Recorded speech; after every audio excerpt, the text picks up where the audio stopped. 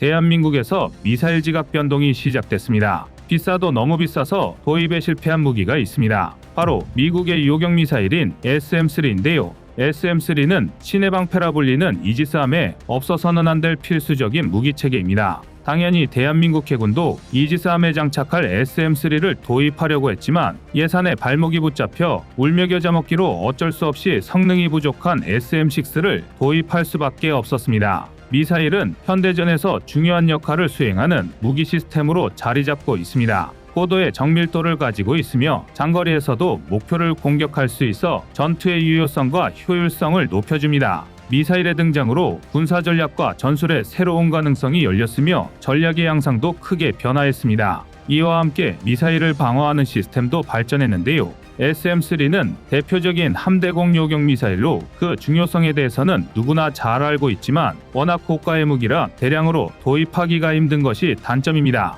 그래서 한국이 선택한 것은 역시나 국산화였습니다. 최근 방위청이 국산 함대공 유도탄 개발 사업을 추진하기로 결정한 것입니다. 현재 대한민국의 미사일 전력은 꽤 막강한 편입니다. 미사일의 성능도 무시 못할 정도지만 보유량과 생산 능력 또한 굉장하다고 할 수 있는데요. 지금 벌어지고 있는 한국의 미사일 지각 변동에 대해 알아보겠습니다. 한국은 정조대왕급 이지스 구축함에 탑재할 목적으로 최근 7,700억 원의 예산으로 미국의 장거리 함대공 미사일 SM-6를 도입하기로 결정했습니다. 또한 한국형 구축함 사업에서도 함대공 미사일로 SM-6를 도입할 계획을 가지고 있었기에 엄청난 금액을 들여 미국으로부터 미사일 수입을 결정했는데요. SM-6를 도입한 가장 큰 이유는 북한의 핵미사일 선제 공격 시 이를 타격하기 위해서입니다. 문제는 SM-6가 생각만큼 효과적인 무기가 아니라는 점인데요.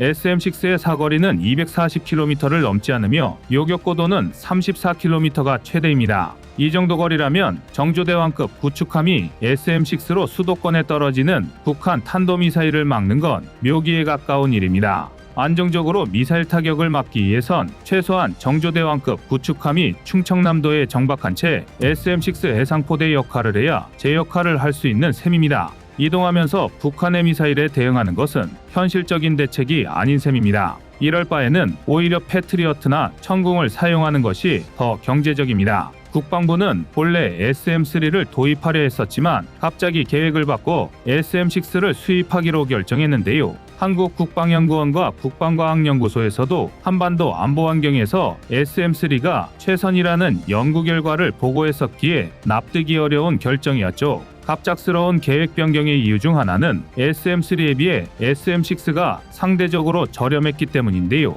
미국의 대중국 전략에 동참하여 미사일 방어 전력을 늘리려는 한국 입장에선 SM-3 구입에 있어 미국의 할인이나 어떤 배려가 있을 것으로 생각했으나 그런 것이 전혀 없었습니다. 이뿐만 아니라 SM-3를 도입하고 이를 활용하려면 미국 MD 시스템으로의 편입이 필수인데요. SM-3는 미사일 정보를 미국, 일본과 공유해야 한다는 문제점이 있습니다. 이 사실이 중국에 알려지면 제2의 사드 보복을 우려해야 할 지경이었죠. 어쩔 수 없이 한국은 SM-3 구입을 포기하고 SM-6 도입을 결정할 수밖에 없었습니다. 그런데 여기서 미국의 이중적인 태도가 드러납니다. 대중국 압박을 함께할 파트너로 대한민국 해군에 관심을 보이는 것입니다. 특히 한국이 생산한 군함의 스펙을 주목하며 방산에 있어 뛰어난 능력이 있는 대한민국 해군 모델을 분석하는 모습도 보였습니다. CNN은 한국 군함에 대해 세계 최고의 군함이라는 평가를 하며 한국 군함이 세계적으로 어느 정도 수준인지 심층 분석하는 특집 기사를 보도했었는데요.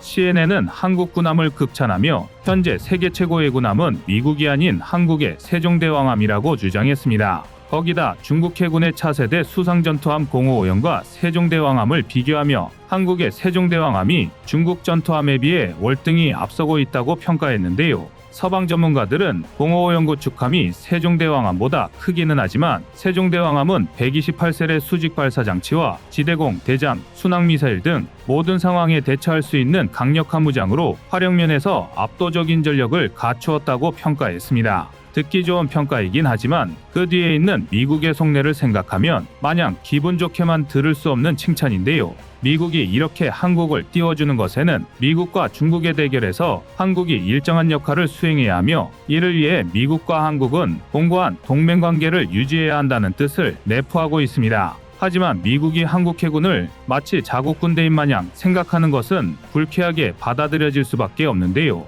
그동안 한국 해군 발전에 발목을 잡았던 것도 미국이었습니다. 미국이 중국과 맞설 공동전선을 구축하기 위해 동맹국들의 희생을 강요하고 있지만 이를 위한 미국 무기를 구입하려고 하니 또는 돈대로 다 받아내고 한국에게 우리식대로 협의하지 않으면 불가능하다는 식의 조건을 내세운 것이죠. 당장 중국의 팽창과 북한에 늘어가는 도발에 맞서 함대공 미사일을 갖추어야 하는 한국 입장에서 울며 겨자 먹는 식으로 SM-6를 구매할 수밖에 없는 처지였죠. 한국인으로선 분통 터지는 일이 아닐 수 없는데요.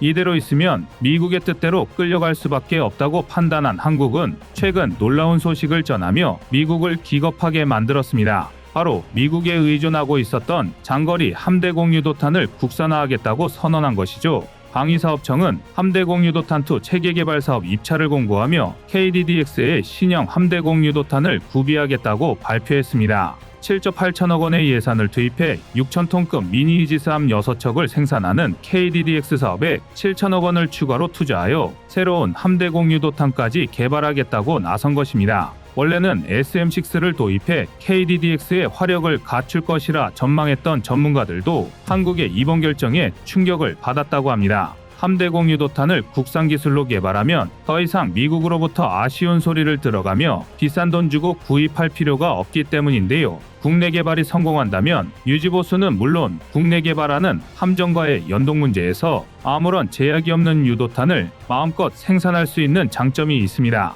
LIG 넥스원은 이번 사업에 큰 관심을 보이며 입찰 참여 준비에 나섰다고 하는데요. 이미 단거리 함대공 미사일인 해공을 비롯해 다양한 유도무기를 생산 및 개발한 LIG 넥스원은 이번 개발이 다소 시간과 예산이 들어가더라도 불가능한 일이 아니라고 말하며 이번 사업에 큰 자신감을 드러냈습니다. 이미 상당수의 한국산 기술이 사용된 KDDX 사업은 함대공 유도탄 사업까지도 성공하게 되면 순수 국산 기술로만 이루어진 이지스 구축함이 될 것이라고 기대되고 있습니다. 이게 다가 아닙니다. 대한민국 미사일 전력과 생산 능력은 예상외로 훨씬 더 강력합니다. 대한민국 미사일 개발에 깊게 관여 중인 고위 관계자의 발언에 따르면 현무5 양산은 빠르면 올해 말부터 진행될 예정입니다. 또한 우리 군은 미사일 사령부 탄도미사일여단 예하부대 등에 최대 200여 기 이상의 현무5를 배치할 계획인데요. 다수의 군사 관계자들은 대한민국이 연간 최대 70여 기 이상의 현무5를 생산할 수 있다고 증언하고 있습니다.